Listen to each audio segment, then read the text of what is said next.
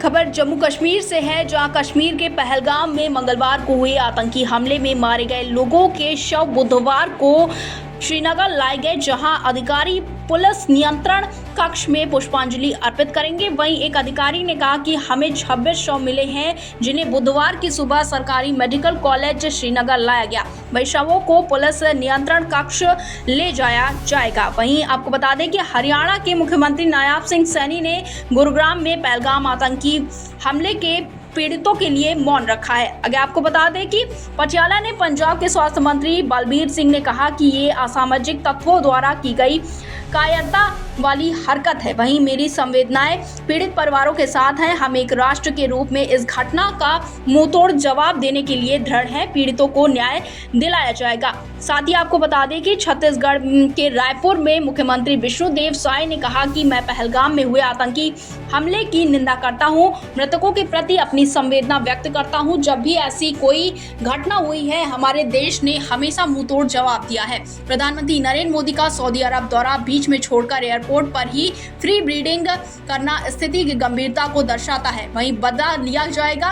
रायपुर के एक मजदूर दिनेश की भी इस मामले में और हमले में मौत हो गई है। हम परिवार के संपर्क में हैं। सरकार की ओर से हम जो भी मदद कर सकते हैं वो करने की कोशिश करेंगे। वहीं नागपुर के एक पर्यटक के परिवार के सदस्य ने कहा कि हमें टेलीविजन से इसकी जानकारी मिली और उसके बाद हम चिंतित हो गए। आखिरी बार हमने 17 अप्रैल को एक दूसरे से संपर्क किया था।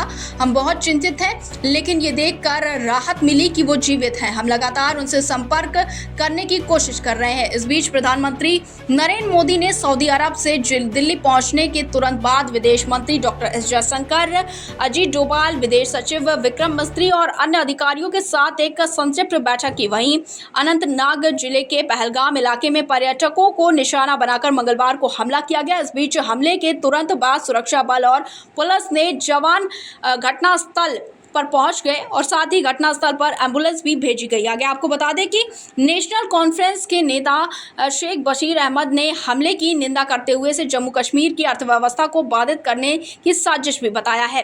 साथ ही जम्मू कश्मीर के पहलगाम में हुए आतंकी हमले के बाद सुरक्षा बलों ने बुधवार को आतंकियों की तलाश के लिए तलाशी अभियान शुरू किया है। इस हमले में 26 लोगों की मौत हो गई और कई अन्य लोग घायल हो गए हैं।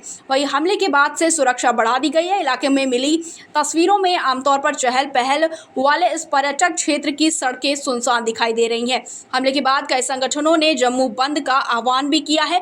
इलाके में स्थिति तनावपूर्ण होने के कारण कुछ पर्यटकों ने अपनी यात्राएं भी कम करने का फैसला किया है। वहीं दिल्ली के एक पर्यटक समीर भारद्वाज की पहलगाम में घूमने की योजना थी, लेकिन उन्होंने कहा कि अब राष्ट्रीय राजधानी लौट जाएंगे। पर्यटक में एएनआई से कहा कि हम पिछले 3 दिनों से कश्मीर में हैं। हमारी पहलगाम जाने की योजना थी, लेकिन चूंकि ये स्थिति ठीक नहीं है, इसलिए हम दिल्ली जा रहे हैं। यहाँ जो हुआ वो बहुत गलत है। पहलगाम में ऐसा पहली बार हुआ है।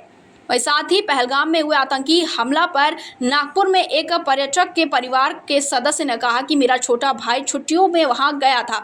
हमें ये खबर टेलीविजन से मिली। हमें उससे संपर्क करने की कोशिश की, लेकिन हम ऐसा करने में असमर्थ रहे।